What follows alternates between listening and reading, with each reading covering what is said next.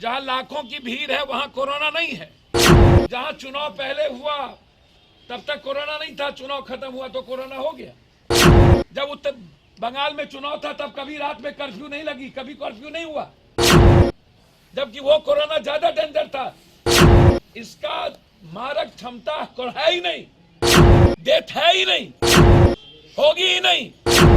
और ये बात यूरोप ने कह दिया कि 15 से 18 साल के बच्चे को सुई लगनी है। ये 6 महीना 8 महीना पहले ये सवाल शुरू हुआ था। बजट के पहले कोरोना का पदार्पण होता है और बजट के बाद जून में कोरोना चला जाता है। मतलब बजट का 3 हिस्सा पैसा कोरोना के में हमको डाइवर्ट कर देना कि 15 से 18 साल के बच्चे को सुई लगनी है। ये 6 महीना 8 महीना पहले ये सवाल शुरू हुआ था और हम उसी पर आकर के रुक गए।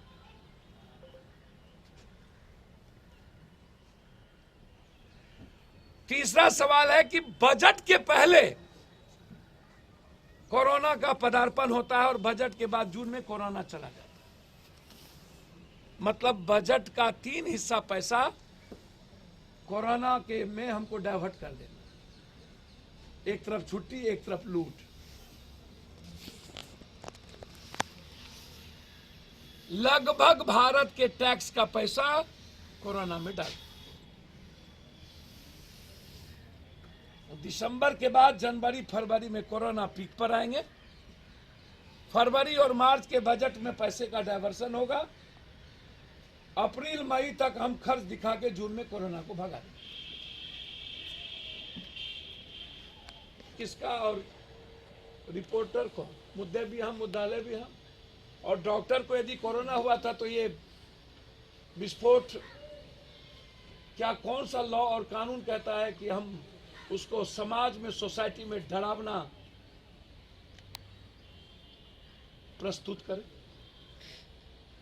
डॉक्टर को हुआ तो डॉक्टर की कमी नहीं है, अब दूसरे डॉक्टर को प्रेस कीजिए, उसको आप आराम करने दीजिए।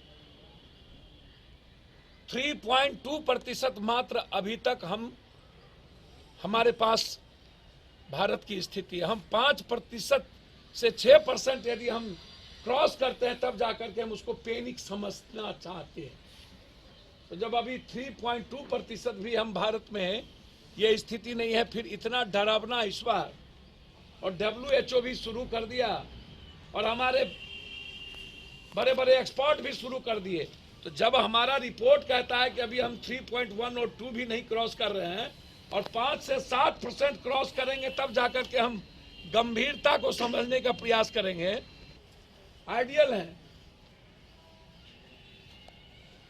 जैसे ही वर्चुअल हुआ लोगों के भीतर, जैसे ही डॉक्टर साहब को द्वारा चर्चा, वहां कोरोना नहीं है। जहां लाखों की भीड़ है वहां कोरोना नहीं है। जहां चुनाव पहले हुआ तब तक कोरोना नहीं था, चुनाव खत्म हुआ तो कोरोना हो गया। जब उत्तर बंगाल में चुनाव था तब कभी रात में कर्फ्यू नहीं लगी, कभी कर्फ्यू नहीं हुआ, जबकि वो कोरोना ज्यादा डेंजर था।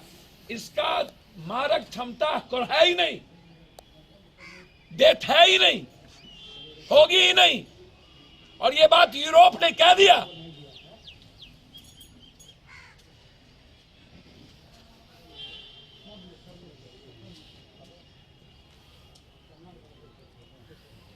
मुझे आश्चर्य होता है जनाब,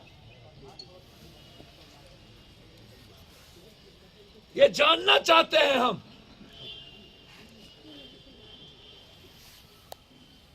कि आखिर ये परिस्थिति पैदा क्यों हो रही है, सोसाइटी को डराया क्यों जा रहा है।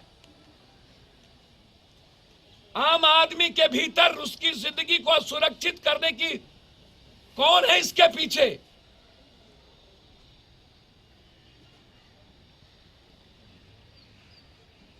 और हम अपनी गलती भारत की जनता और बिहार की जनता पर क्यों थोपे? आज आप रैली करने जा रहे हैं,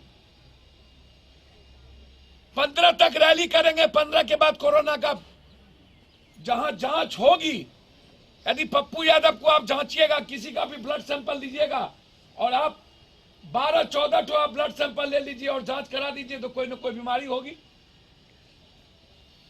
खांसी होगी, छींक होगा।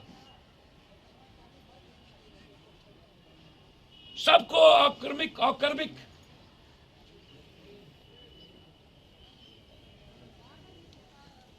एक नेता को पैनिक नहीं बनाना चाहिए कभी।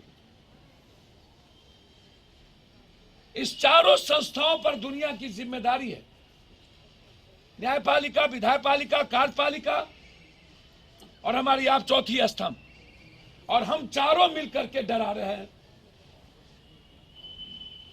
ये सही नहीं, मैं इसको सही नहीं मानता।